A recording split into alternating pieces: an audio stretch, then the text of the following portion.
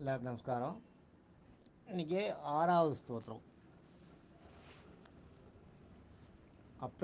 அப்ரமேயோ ரிஷிகேச பத்மநாபோ மரப்பிரபு விஸ்வகர்மா மனுஸ்துவஷ்டா ஸ்தவிஷ்ட ஸ்தவிரோத்ருவ. அப்ரமேயோ ரிஷிகேச பத்மநாபோ மரப்பிரபு விஸ்வகர்மா மனுஸ்துவஷ்டா ஸ்தவிஷ்ட ஸ்தவிரோத்ருவ. இது எப்படி சொல்லணும்னா, அப்ரமேயோ ரிஷிகேச பத்மநாபோ மரப்பிரபு விஸ்வகர்மா மனுஸ்துவஷ்டா ஸ்தவிஷ்ட ஸ்தவிரோத்ருவ அப்படி சொல்லணும். அப்ரமேயோ ரிஷிகேச பத்மநாபோ மரப்பிரபு விஸ்வகர்மா மனுஸ்துவஷ்டா ஸ்தவிஷ்ட ஸ்தவிரோத்ருவ. அது ஸ்லோகம் நம்ம பாராயணத்தில் சொல்லும்போது இந்த மாதிரி சொல்லணும். இது மாதிரி நீங்கள் சொல்லலைன்னா அவங்க சொல்கிறதோட உங்களால் போக முடியாது, அவங்க கூட உங்களால் சொல்ல முடியாது. அது நிறைய கோயில்களுக்கு நானும் ரங்கநாதன் போகும்போதெல்லாம் கோயில்களில் அந்த பாராயணம் சொல்லுவாங்க. எனக்கு சொல்லணும்னு நினைப்பேன், ஆனால் அந்த பதில் சொல்ல முடியாது. நான் சொல்லணும்னு நினைப்பேன், அவங்களுக்கு பதில் சொல்லணும்னு நினச்சா அவங்க கூட நம்ம சொல்லணும், அந்த ஸ்லோகத்தை சொல்லணும்னு நினச்சா அவங்க சொல்கிற அந்த ஸ்லோகத்தை நம்மளும் சொல்லணும், அவங்க சொல்கிற அந்த தனியனை நம்மளும் சொல்லணும், அவங்க சொல்கிற சாத்து முறையை நம்ம சொல்லணும்னு நினச்சா சொல்ல முடியாது. என்னால் தெரியும், ஆனால் சொல்ல முடியாது. என்னென்னா அவங்களோட அந்த ஸ்லாங் சொல்கிறாங்க பார்த்தீங்களா, அது வராது. அது அப்படியே கேட்ச் பண்ண முடியாது அவங்க இப்போ சொல்கிற மாதிரி. அது என்னென்னா அவங்க கூட இருந்து பண்ணால் தான் அந்த பழக்கப்பட்டு தான் வரும். அதுதான் நான் இப்போ சொன்னேன். அப்புறம் அந்த இது உங்களுக்கு இந்த இந்த இந்த ஸ்லாங்கில் போனால் தான் நீங்கள் விஷ்ணு சஹஸ்ரநாமம் சொல்லும்போது சொல்கிறவங்க கூட சேர்ந்து போக முடியும். அதனால் அதை பார்த்துக்குங்க, அது மாதிரி பண்ணணும். அப்ரமேயோ, பிரமேயம்னா கண்ணெதிர விளங்குற சாட்சி. ஒரு காரியம் செய்யும்போது நமக்கு எதிர ஒருத்தன் நிற்பான், அதை பார்த்துக்கோப்பா செய்கிறேன் பாரு இது அப்படின்னு நீங்கள் கண்ணெதிர காட்டுற சாட்சி. அப்ரமேயன்னா கண்களுக்கு புலப்படாத சாட்சி.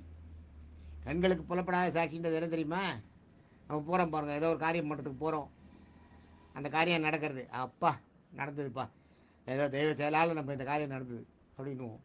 சில நேரத்தில் நம்ம போவோம், நம்ம போகிறதுக்கு கொஞ்சம் முன்னாடி ஒரு ஆக்சிடெண்ட் ஆகிருக்கும்.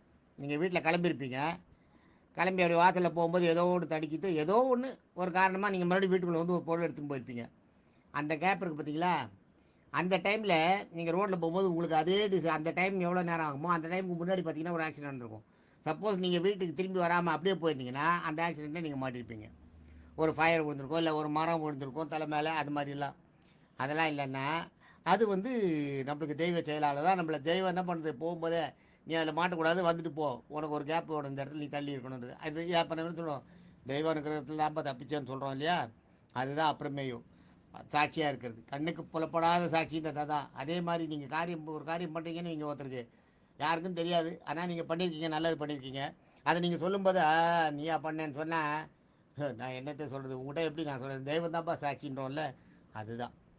அதுதான் கண்ணுக்கு தெரியாத சாட்சி. அப்புறமேயோன்றது இங்கே அதுதான். ரிஷிகேச அடுத்தது அப்புறமேயோ. ரிஷிகேசன்றது ரிஷி ரிஷி அப்படின்னா இந்திரியங்கள். கேசம்னா அடக்குது, கேசம்னா அடக்கிறது. ரிஷிகேசம்னா இந்திரியங்களை அடக்குபவன், இந்திரியங்களை அடக்கி ஆளுபவன், இந்திரியங்களை அடக்கி ஆளுவதற்கு தலைவன் அப்படின்னு எடுத்துக்கூடாது. இந்திரியங்களை அடக்கி ஆளுவதில் வல்லவன் ரிஷிகேசன். நம்முடைய இந்திரியங்களை, அவரோட இந்திரியங்களை இல்லை, பெருமாளுக்கு அதெல்லாம் அது இல்லை. ஜீவாத்மாக்களோட இந்திரியங்களை அடக்கி ஆள்ற சக்தி படைத்தவர் அவர் தான்.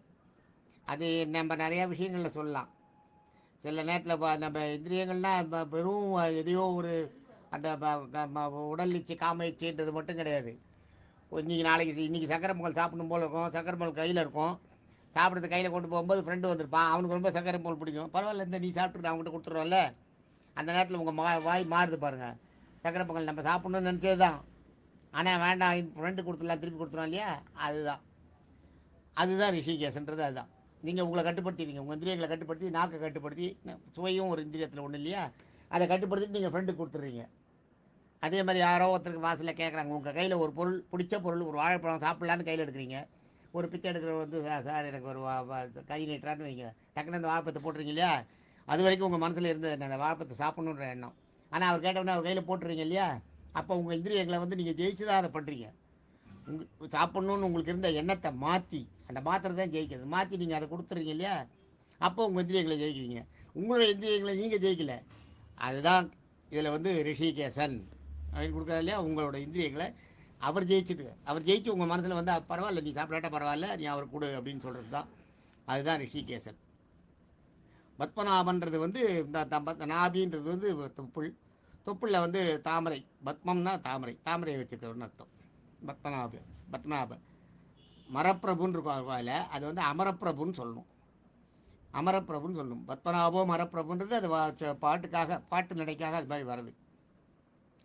அந்த இலக்கண இதுக்காக அந்த மரப்பிரபுன்னு வரும். இந்த அது வந்து அமரப்பிரபுன்னு அர்த்தம். மரப்பிரபுன்றது அமரப்பிரபுன்னு அர்த்தம். அமரர்களுக்கெல்லாம் தலைவன். அமரர்கள்னால் தேவர்கள், தேவர்களுக்கெல்லாம் தலைவன். விஸ்வகர்மா. அடுத்தது விஸ்வகர்மான் இருக்கு பாருங்க. விஸ்வகர்மான்றது விஸ்வ என்றால் சர்வம், கர்மான்னா காரியம். விஸ்வகர்மன்னா எல்லா காரியங்களையும், எல்லா உலகங்களையும் படைக்கும் சக்தி படைத்த சர்வ உங்களோட காரியங்கள், எல்லா காரியங்களும் உலகங்களை படைச்சி ஒவ்வொரு காரியமும், ஒவ்வொரு மூமெண்ட்டும், ஒவ்வொரு அசைவுகளும், அந்த அசைவுகளை கொடுக்கறது வந்து அவர் தான். அந்த அசைவுகளை கொடுப்பவர்னு அர்த்தம் விஸ்வகர்மான்றதுக்கு. அந்த நம்ம அதே மாதிரி நம்ம காரியங்களை எல்லா நடைமுறை காரியங்களையும் இயக்குவோம். உங்களை இயக்கிறது. இன்றைக்கி நீங்கள் கிளம்பி ஒரு ஆஃபீஸுக்கு கிளம்பி போகிறீங்கன்னா நீங்கள் போகல, அவர் இயக்கின அப்புறம் தான் போகிறீங்க. அவர் போன அப்புறம் தான் போகிறீங்க. திடீர்னு நீங்கள் கிளம்பும்போது உங்களுக்கு தலைவலியோ ஒரு வயிற்று வலியோ கொடுத்து உட்கார வச்சு என்ன பண்ணுவீங்க? போக முடியாது இல்லையா? ஸோ அவர் அங்கே நடத்துகிறார். உங்களுக்கு முன்னாடி அவர் போயிட்டு வா, சரி போயிட்டு வான்னு உங்களை பர்மிட் பண்ணுறாரு. அதான் நடத்துறது அவர் தான், இயக்குபவர். அதனால் உங்களை எல்லா காரியங்களையும் நடக்கிறதுக்கு இயக்குபவர் அவர் தான். அதுதான் விஸ்வகர்மான்னா எல்லா காரியங்களையும் நடப்பதற்கு காரியங்களை இயக்குபவன், வகுத்தவன் சொல்லலாம். மனுஸ்துவஷ்டா அப்படின்னு இருக்கு. மனுன்றது வந்து என்னென்னா மேன்னா மனசு, மேன்னா மனசு. நூன்னா மனு எதையும் அந்த நினச்ச அந்த நூன்னா அந்த க்ஷணம்னு வாங்க பார்த்தீங்களா? க்ஷணன்றது என்ன தெரியுமா? ஒரு வினாடியில் 10 தான் க்ஷணன்றது. ஒரு வினாடின்றது எவ்வளவு? ஒரு வினாடி சிட்டிக்கை போடுறோம். அது இப்போ வந்துருச்சு இல்லையா? ஃப்ராக்ஷன் ஆஃப் செகண்ட்ஸ் வந்து இதில் டைமர்லேயே வருது. ஃப்ராக்ஷன் ஆஃப் டைம்ஸ் வருது பாருங்கள். அதை வந்து அப்பயே கண்டுபிடிச்சிருக்காங்க. அதுதான் நூன்றது வந்து என்னென்னா ஒரு ஒரு ஒரு சிட்டிக்கை போடுற நொடி இருக்கு இல்லையா? இந்த நொடியில் 10 வந்து நூ. இப்போ அது 10 வருது. நம்ம மிஷின்லேயே கண்டுபிடிச்சிருக்காங்க. அதுதான் நூ. மனுன்றது வந்து மான்றது மனசு நினச்சதை இந்த நூ 10 டைம் கொடுத்தீங்க அதுக்குள்ளே செஞ்சு முடிக்கிறவரம். மனசில் நினச்சதை அப்படியே செஞ்சு முடிக்கிறவரம். அவ்வளவு பெரிய ஆற்றல் படைத்த மனு. ஒரு பேர் வந்து மனு அவருக்கு. ஸ்தவிஷ்டா அடுத்தது வருவாங்க. மனு ஸ்தவிஷ்டான்றது மனு என்றால் அதே மாதிரி மனுன்றதுக்கு வந்து ஞானரூபின்னு ஒரு பேர். ஞானரூபின்றது வந்து இது காரியத்தை முடிக்கிறவர் தானே, அது தெரிஞ்சால் தானே பண்ண முடியும். அதான் ஞானரூபியாக இருக்கிறது. அதுக்கும் மனுன்னு ஒரு பேர். அது மனுன்னு ஒரு பேர். அது வந்து இவர் சொல்லியிருக்கார், பராசரப்பட்டர் சொல்லியிருக்கார் ஞானரூபின்னு மனுன்றதுக்கு. ஸ்தவிஷ்டான்னா படைத்தல். அதில் பார்த்தீங்கன்னா பாருங்கள், மனு துவஷ்டான்னா ஜீவன்களை வந்து வேறுபாடு இல்லாமல் உருவாக்கி படைக்கிறது. அதுதான் உருவாக்கி படைப்பது. உருவங்களில் வித்தியாசத்தை காட்டுறது. அதுதான் துவஷ்டான்ற. ஜீவன்லேயே எல்லா ஜீவன் தான். உள்ளே இருக்கிற ஜீவன் ஒன்று தான். எறும்புக்கு இருக்கிற ஜீவன் தான், அதுவும் ஒன்று தான். மாட்டுக்கு இருக்கிற ஜீவனும் ஒன்று தான். உள்ள ஜீவாத்மா ஒன்று தான். அதை வந்து உருவங்களில் வித்தியாசப்படுத்தி காட்டுறாரு இல்லையா? அதான் துவஷ்டான்றது. உருவங்களில் வித்தியாசப்படுத்தி படைப்பவர். அதுதான் ஸ்தவிஷ்டான்னா ஸ்த ப்ளஸ் விஷ்டா. இதில் வந்து விஷ்டான்றது வந்து சாதாரண. அதில் வந்து துவஷ்டா அது முதல்ல இத்வஷ்டான்னு வரும். துவஷ்டான்றது இது வந்து இதில் வந்து அது கிடையாது. ஸ்தவிஷ்டான்றது சத விஷ்டா அப்படி எடுத்துக்கணும். இந்த விஷ்டா வேறு, அந்த துவஷ்டா வேறு. இந்த விஷ்டான்றது சாதாரணமாக, ஸ்தவிஷ்டான்னா அசாதாரணமானவன் அப்படி இருக்கணும். மிக மிக பெரியவன், எல்லாருக்கும் பெரியவன், நாட் அன் ஆர்டினரி அப்படின்ற மாதிரி எடுத்துக்கணும். அதான் அசாதாரணமானவன்றது. இதுக்கு வந்து ஸ்தவிஷ்ட. ஸ்தவிர அதுக்கு அடுத்தது துவஷ்டா, ஸ்தவிஷ்ட, ஸ்தவிர. ஸ்திரம் ப்ளஸ் வீரம். ஸ்தவிரம்ன்றது வந்து ஸ்தவிரன்றது வந்து ஸ்திரம் ப்ளஸ் வீரம். வீரம் கிடையாது, வீரம். ஸ்திரம் ப்ளஸ் வீரம். ஸ்திரம்னா நிலையாக இருக்கிறது, அது நம்மளுக்கு தெரியும்.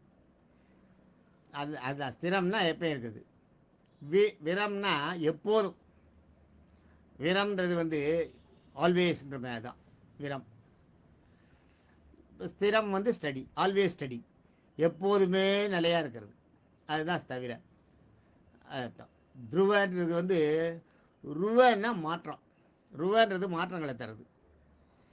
துருவன்னா மாறாத நிலையாக இருக்கிறது. முதல்ல இருக்கிறதா எக்காலத்திலும் நிலைத்திருப்பான், அது எந்த காலத்திலையும் நிலைத்திருக்கிறது. இது வந்து எந்த நிலையும் மாறாமல் நிலைத்திருக்கிறது, அந்த அவரோட அந்த நிலையிலேருந்து மாறாமல் இருக்கிறது. அதுதான் துருவன்றது வந்து மாறாமல் இருக்குது, நிலை மாறாமல் இருக்கிறது. இப்போ இன்றைக்கி நம்ம வந்து என்னென்னா 45 வரைக்கும் நேற்று பார்த்தோம். இன்றைக்கி 46லேருந்து 55 வரைக்கும் பார்த்துருக்கோம். 46, 47, 48, 49, 50, 51, 52, 53, 54, 55 துருவ வரைக்கும் வரும்.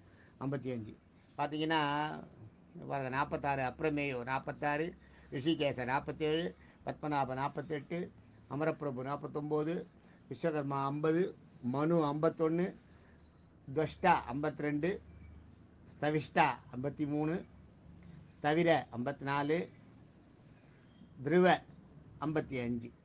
இது வரைக்கும் ஆகுது. மொத்தம் எத்தனை ஆகுது? 9 ஆகுதா? 9, 1 2 3 4 5 6 7 8 9 10. 10 பேர் இந்த ஸ்லோகத்தில் வந்து 10 பேர் வந்துடுது. 10 பேர் நம்ம பார்த்துடுறோம். ஓகே, அடுத்தது வந்து நம்ம நாளைக்கு பார்ப்போம். தேங்க்யூ.